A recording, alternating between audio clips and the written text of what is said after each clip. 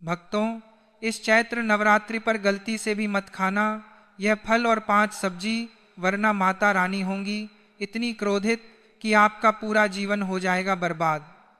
19 मार्च 2026 से हो जाएं सावधान। स्त्री पुरुष बच्चे भूलकर भी यह अनर्थ मत कर देना। भक्तों, ध्यान से सुनिए और मन में उतार लीजिए, क्योंकि आज जो बात मैं आपको बताने जा रहा हूं वह साधारण नहीं है। यह चेतावनी है, यह संकेत है और यह भविष्य का आईना है। आने वाली चैत्र नवरात्रि 2026 केवल एक पर्व नहीं है, बल्कि यह वह 9 रातें हैं जब मनुष्य के भाग्य की दिशा बदलने की शक्ति स्वयं जगत जननी माँ जगदम्बा के हाथों में होती है।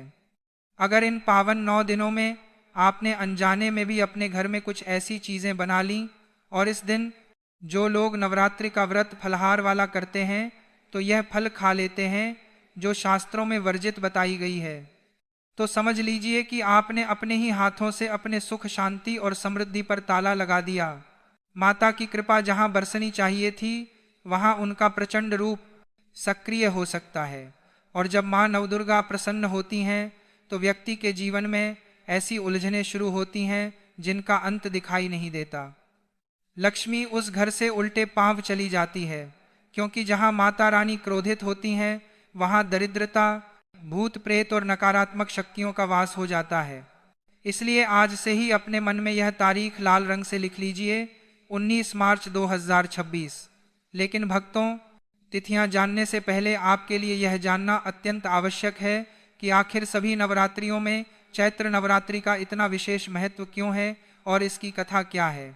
हमारे शास्त्रों में मुख्य रूप से 4 नवरात्रि का वर्णन आता है, लेकिन चैत्र नवरात्रि का स्थान इन सब में सर्वोच्च माना गया है।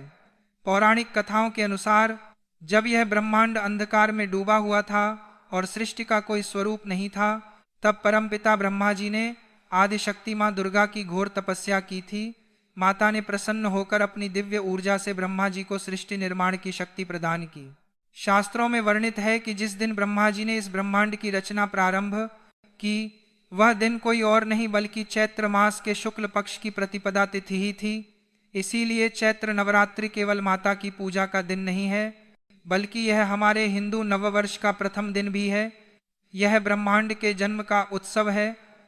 इस दिन माता दुर्गा का यह श्लोक जपना अत्यंत शुभ होता है। सर्व मंगल मांगल्ये शिवे सर्वार्थ साधिके शरण्ये त्र्यंबके गौरे नारायणी नमोस्तुते। हे नारायणी, तुम सब प्रकार का मंगल प्रदान करने वाली मंगलमयी हो, कल्याणदायिनी हो, सबके मनोरथों को सिद्ध करने वाली हो, तुम्हें मेरा बारंबार नमस्कार है। प्रिय भक्तों, बार चैत्र नवरात्रि की शुरुआत 19 मार्च 2026 से हो रही है और इसका समापन महानवमी व दशमी के साथ होगा। इस बार माता रानी किस सवारी पर आ रही हैं और किस सवारी से प्रस्थान कर रही हैं, यह जानना भी बहुत जरूरी है। शास्त्रों के अनुसार दिन के हिसाब से माता रानी की सवारी तय होती है। इस बार माता रानी पालकी पर सवार होकर आ रही हैं और उनका प्रस्थान गज हाथी पर होगा। हाथी पर विदाई अत्यंत शुभ मानी जाती है, जो यह दर्शाती है कि माता अपने साथ सारे कष्ट ले जाएंगी और धरती पर उत्तम वर्षा और धन धान्य की वर्षा करेंगी। ग्रहों की ऐसी विशेष स्थिति बन रही है जो सैकड़ों वर्षों में कभी कभी ही बनती है। इन 9 दिनों में पृथ्वी पर सकारात्मक और नकारात्मक शक्तियां दोनों अपने चरम पर होंगी। ऐसे में मनुष्य का हर कर्म, हर विचार और हर निवाला कई गुना प्रभाव डालता है। यह मत सोचिए कि केवल कलश स्थापना कर देने या मंदिर जाकर ज्योत जला देने से सब कुछ ठीक हो जाएगा। पूजा भी फल देती है जब जीवन की हर छोटी प्रक्रिया शुद्ध हो, और उसमें सबसे महत्वपूर्ण है भोजन।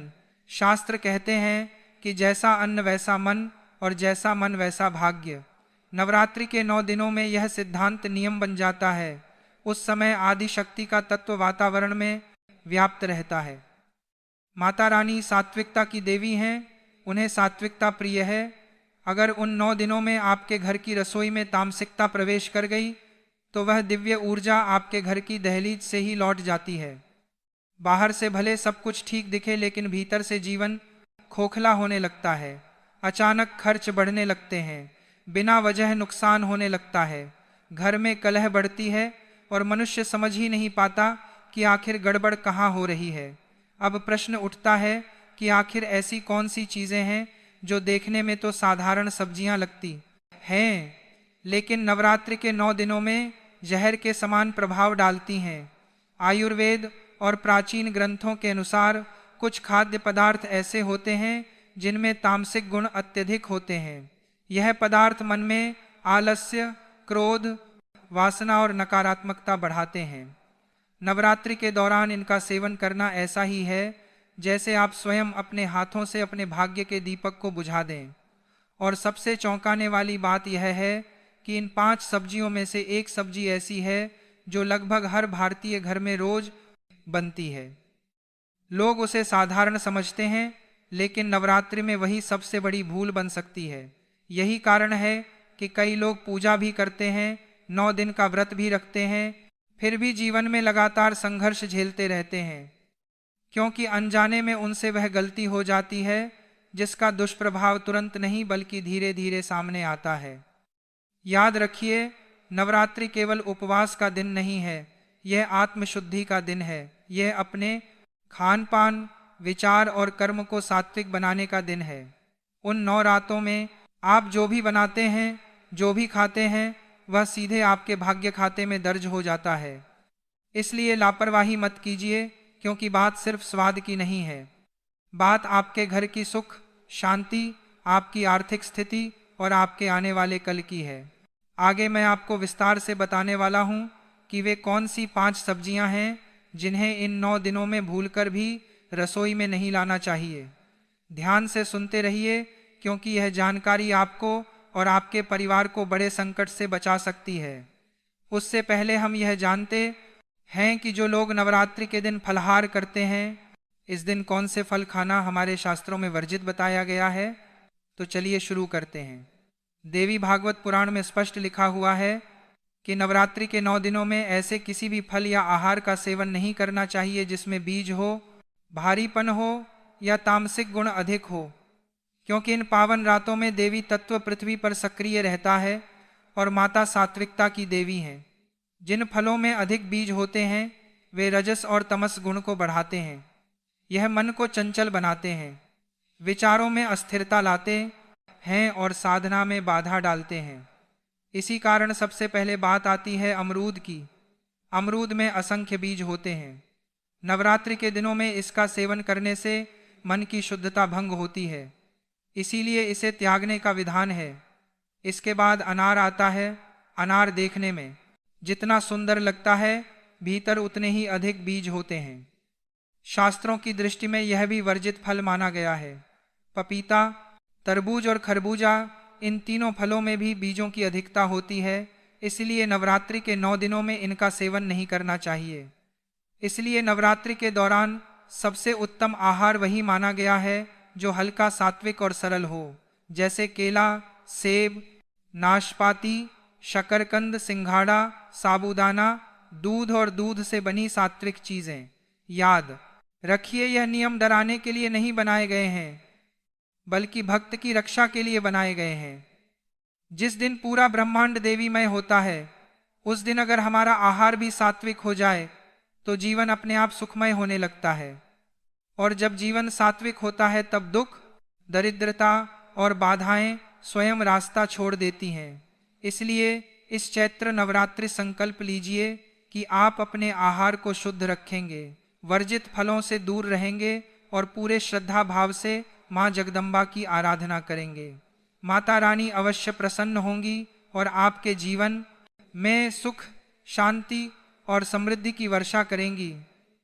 एक छोटा सा मंत्र भी माता को प्रसन्न करने के लिए जरूर जपें। ओम ऐं ह्रीं क्लीं चामुंडाय विच्चे। अब चलिए भक्तों, अब हम यह जानते हैं कि नवरात्रि के 9 दिनों में कौन सी 5 सब्जियां हमारे शास्त्रों में वर्जित बताई गई हैं, जो कि ना खानी चाहिए और ना ही बनानी चाहिए। पहली सब्जी की जिसे देखकर शायद आपको यकीन ना हो, लेकिन शास्त्रों में इसे नवरात्रि के दिनों में घर के भीतर लाना तक वर्जित बताया गया है, वह सब्जी है बैंगन। जी हाँ, आपको आश्चर्य हो सकता है, लेकिन बैंगन को लेकर हमारे सनातन ग्रंथों में अत्यंत कठोर नियम बताए गए हैं। किसी भी विशेष पर्व तिथि या नवरात्रि के दिन तो इसे स्पर्श करना भी दोषपूर्ण बताया गया है। अब प्रश्न यह उठता है कि ऐसा क्यों कहा गया है। इसके पीछे केवल आस्था नहीं बल्कि गहरे आध्यात्मिक और व्यावहारिक कारण छिपे हुए हैं। आध्यात्मिक दृष्टि से बैंगन को तामसिक प्रवृत्ति की सब्जी माना गया है। प्राचीन मान्यताओं के अनुसार इसमें अत्यधिक मात्रा में बीज होते हैं और जहां बीजों की संख्या अधिक होती है वहां मन की चंचलता भी बढ़ती है। यह मन में वासना, उत्तेजना और अस्थिरता को जन्म देता है। नवरात्रि वह समय है जब साधक को अपने भीतर पूर्ण संयम स्थापित करना होता है। यह साधना, तपस्या और आत्मचिंतन के 9 दिन हैं।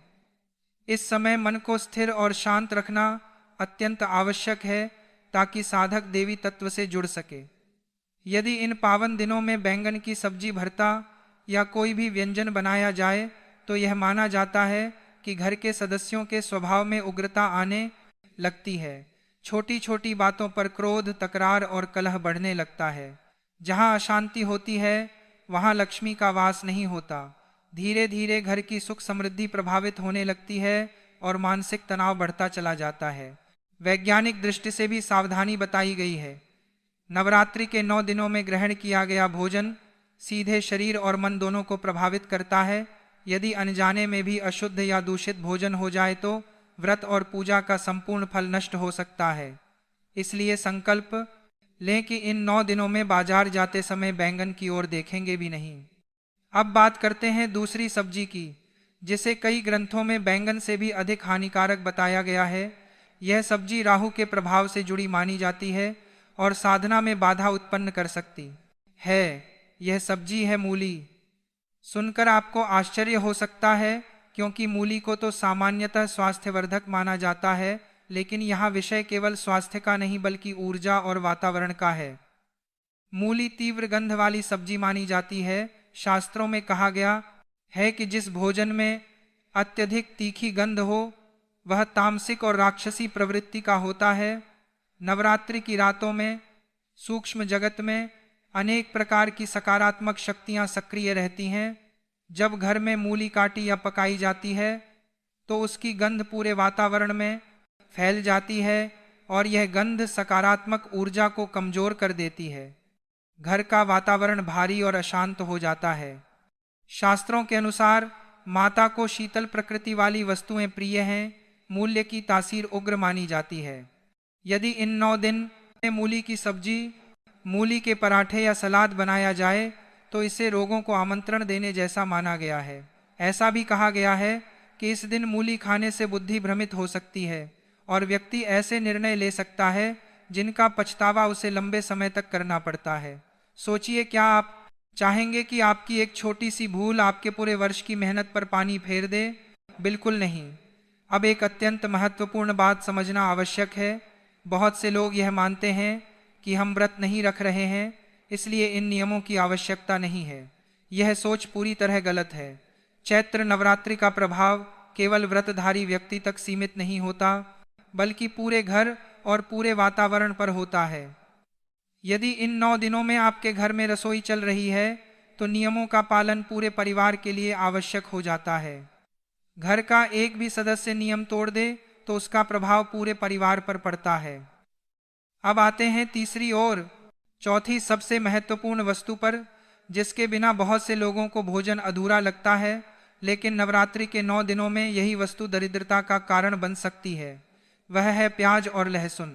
अधिकतर लोग जानते हैं कि व्रत में प्याज लहसुन नहीं खाया जाता, लेकिन बहुत कम लोग यह जानते हैं कि शास्त्रों में नवरात्रि के दिन इनका घर में होना भी अशुभ माना गया है। प्याज और लहसुन की उत्पत्ति को लेकर कई कथाएं प्रचलित हैं। कहा जाता है कि असुरों के रक्त से प्याज और लहसुन की उत्पत्ति हुई। इसी कारण इनमें औषधीय गुण होने के बावजूद इनका स्वभाव तामसिक माना गया है। नवरात्रि के 9 दिनों में मनुष्य का शरीर ब्रह्मांडीय ऊर्जा को ग्रहण करने वाला केंद्र बन जाता है। इस समय तामसिक भोजन करने से शरीर में आलस्य, अज्ञान और क्रोध बढ़ता है। यदि इस दिन किसी भी सब्जी, पनीर या दाल में प्याज लहसुन का तड़का लगाया गया तो यह माना जाता है कि व्यक्ति माता की कृपा से वंचित हो सकता है। उसकी साधना का पूर्ण फल नहीं मिल पाता और जीवन में अनावश्यक बाधाएं आने लगती हैं। लेकिन सावधानी केवल यहीं तक सीमित नहीं है। एक और पांचवी वस्तु है जिसे लोग अक्सर सब्जी या दाल की तरह पकाते हैं, वह है मसूर की दाल। कई ग्रंथों में मसूर की दाल को अत्यंत तामसिक बताया गया है, इसलिए नवरात्रि के 9 दिनों में मसूर की दाल बनाना या खाना अत्यंत अशुभ और पापकारी माना गया है। अब प्रश्न यह उठता है कि आखिर इन 9 दिनों में खाया क्या जाए। शास्त्रों के अनुसार इस समय सात्विक, हल्का और शुद्ध भोजन सर्वोत्तम माना गया है, जैसे कुट्टू का आटा, सिंघाड़े का आटा, साबूदाना, आलू, शकरकंद, फल, दूध, दही, घी, पनीर, नारियल और सूखे मेवे। यह सभी पदार्थ शरीर को हल्का रखते हैं, मन को शांत करते हैं और साधना में सहायक होते हैं। यदि आप श्रद्धा और विश्वास के साथ इन नियमों का पालन करते हैं तो माता रानी की विशेष कृपा आप पर अवश्य होती है। आपके जीवन से नकारात्मकता दूर होती है, घर में सुख शांति बढ़ती है और आर्थिक समस्याएं धीरे धीरे समाप्त होने लगती हैं। अब इन 9 दिनों में कौन सी सब्जी घर में बनानी चाहिए? 19 मार्च 2026 से शुरू होने वाली इस चैत्र नवरात्रि पर आप लौकी की सब्जी निसंकोच बना सकते हैं। लौकी को शास्त्रों में अत्यंत शुद्ध, हल्की और सात्विक सब्जी माना गया है। इसे खाने से मन शांत रहता है, विचारों में स्थिरता आती है और शरीर हल्का महसूस करता है, जिससे पूजा पाठ और साधना में मन सहज रूप से लगने लगता है। इसके अतिरिक्त आप कच्चे केले की सब्जी, कद्दू की सब्जी या तुरई की सब्जी भी बना सकते हैं। यह सभी सब्जियां सात्विक श्रेणी में आती हैं और माता को प्रिय मानी गई हैं। इनका सेवन करने से शरीर में शीतलता बनी रहती है और मन भक्ति की ओर सहज रूप से आकर्षित होता है। अब एक बहुत महत्वपूर्ण बात ध्यान से सुनिए। अक्सर हम ऐसे नियमों को अंधविश्वास कहकर नज़रअंदाज कर देते हैं। हम सोचते हैं कि भगवान तो केवल भाव के भूखे हैं, उन्हें खाने पीने से क्या फर्क पड़ता है। यह बात आंशिक रूप से सही है कि भगवान भाव देखते हैं, लेकिन यह भी उतना ही सत्य है कि जैसा अन्न होता है वैसा ही मन बनता है। यदि आपका भोजन ही अशुद्ध होगा तो आपका मन शुद्ध कैसे रह पाएगा, और जब मन ही अशुद्ध होगा तो उस मन से की गई पूजा का फल कैसे प्राप्त होगा। मार्च का यह समय आपके लिए एक दुर्लभ अवसर लेकर आता है। यह वह समय है जब आप अपने पुराने पापों और नकारात्मकताओं को पीछे छोड़कर जीवन की नई शुरुआत कर सकते हैं। कहा जाता है कि इन 9 दिनों में ब्रह्मांड के द्वार विशेष रूप से खुले रहते हैं। यदि आप थोड़ा सा संयम रख लें, अपनी इंद्रियों पर थोड़ा सा नियंत्रण कर लें और अपनी जीभ पर काबू पा लें, तो माता रानी आपकी झोली खुशियों से भर सकती हैं। कल्पना कीजिए उन दिव्य 9 रातों की जब पूरा संसार माता की भक्ति में डूबा होगा।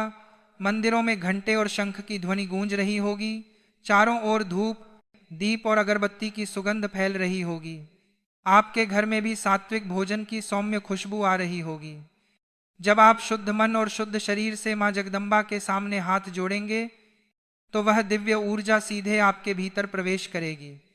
आपको स्वयं अनुभव होगा कि कोई अदृश्य शक्ति आपकी रक्षा कर रही है। लेकिन जरा सोचिए, यदि उसी समय आपके घर में प्याज, लहसुन या बैंगन पकने की गंध आ रही हो तो वह पूरी सात्विकता भंग हो जाएगी। उन 9 रातों में जो नकारात्मक शक्तियां सक्रिय रहती हैं वे ऐसे वातावरण की ओर जल्दी आकर्षित होती हैं। इसके बाद धीरे धीरे परेशानियों की शुरुआत हो सकती है, कभी बीमारी का रूप लेकर, कभी धन अटकने के रूप में, कभी बच्चों के पढ़ाई में मन न लगने के रूप में और कभी पति पत्नी के बीच कलह के रूप में। यह सब उस ही नकारात्मक ऊर्जा का परिणाम माना जाता है। इसीलिए मैं आपसे हाथ जोड़कर निवेदन करता हूं कि 19 मार्च 2026 से एक प्रयोग के तौर पर ही सही, लेकिन इन नियमों का पालन अवश्य करें। अपने घर की महिलाओं को, माताओं को, बहनों को पहले से ही बता दें कि इन 9 दिनों में बाजार से बैंगन, मूली, प्याज, लहसुन और मसूर की दाल बिल्कुल ना लाएं। बेहतर होगा कि एक दिन पहले ही रसोई की अच्छी तरह सफाई कर लें और गंगा जल छिड़कर उसे पवित्र करें, क्योंकि रसोई घर ही पूरे घर का ऊर्जा केंद्र होता है। यदि रसोई शुद्ध है तो पूरा घर शुद्ध माना जाता है। जानकारी को साझा न करना पड़ सकता है। यदि आप इस चैत्र नवरात्रि का व्रत रख रहे हैं या किसी कारणवश व्रत नहीं भी रख रहे हैं, फिर भी आपको इन भयंकर गलतियों को भूलकर भी अपने सपने में भी नहीं करनी चाहिए, क्योंकि हमारे स्वप्न शास्त्र और भविष्य पुराण में साफ साफ और कड़े शब्दों में कहा गया है कि व्यक्ति के स्वप्न में भी किए गए गलत काम या नकारात्मक विचार का परिणाम हमें इसी जन्म में और इसी कालचक्र में भोगना पड़ता है। इसलिए भक्तों, आप ऐसी गलती करने से हमेशा बचें। खासकर घर की विवाहित स्त्रियां और गृहिणियां इस वीडियो में बताई गई बातों को बड़े ही ध्यानपूर्वक और एकाग्र चित्त से सुनना। इस बार कई वर्षों बाद ग्रहों और नक्षत्रों के गोचर से ऐसे दुर्लभ शुभ योगों का निर्माण हो रहा है जिससे आपको अपने जीवन में 100% अपार धन की प्राप्ति होगी और माँ लक्ष्मी व माँ दुर्गा की विशेष कृपा आपको प्राप्त होगी। साथ ही इन भयंकर गलतियों के कारण आपको 7 जन्मों तक निर्धन नहीं रहना पड़े और आप इस जन्म में भौतिक सुखों, ऐश्वर्य और पारिवारिक शांति से कभी वंचित ना रह पाएं। इसीलिए आज का यह वीडियो बहुत ही ज्ञानवर्धक, रहस्यमयी और आपके पूरे जीवन की दिशा को बदलने वाला साबित होने वाला है। तो आप अपने स्वयं के फायदे और परिवार की रक्षा के लिए इस वीडियो को बिल्कुल शुरुआत से लेकर अंत तक बिना भगाए ज़रूर देखकर जाइएगा और कम से कम 10 से 11 लोगों को शेयर ज़रूर कीजिएगा, जिससे आपका तो फायदा हो ही, आप अन्य लोगों का भी भला करा सकें, जिससे आपको भी अक्षय पुण्य फलों की प्राप्ति हो। भविष्य पुराण में स्पष्ट रूप से लिखा हुआ है कि जो भी व्यक्ति कलयुग में निस्वार्थ भाव से दूसरों की मदद करेगा या ज्ञान का प्रकाश फैलाएगा, उसे कभी भी पुत्रहीन, धनहीन या सम्मानहीन नहीं रहना पड़ेगा। कहा गया है कि नेकी कभी व्यर्थ नहीं जाती। माता रानी सबके कर्मों का पूरा लेखा जोखा रखती हैं। इसलिए आप वीडियो को काट काट कर मत देखिएगा, जिससे कि आपको आधी अधूरी जानकारी प्राप्त हो और आप पूरे जीवन समस्याओं के चक्रव्यूह में घिरे रहें। वीडियो में आगे बढ़ने से पहले अगर आप भी सच्चे हृदय से चाहते हैं कि माँ जगदम्बा और भगवान श्री लक्ष्मी नारायण की कृपा आप पर और आपके पूरे परिवार पर सदैव बनी रहे, तो वीडियो को एक लाइक करके चैनल को सब्सक्राइब ज़रूर कर लें और कमेंट बॉक्स में पूरे भक्ति भाव से जय माता दी या जय श्री लक्ष्मी नारायण ज़रूर लिख दें। सबसे पहली और सबसे बड़ी गलती जो अक्सर लोग घट स्थापना या कलश स्थापना से पहले और उसके दौरान अनजाने में कर बैठते हैं, वह है घर की साफ सफाई और दिशा का सही ज्ञान ना होना। हमारे वास्तुशास्त्र और प्राचीन धर्म ग्रंथों के अनुसार कलश स्थापना से पहले घर का कोना कोना पूरी तरह से शुद्ध, पवित्र और साफ होना चाहिए।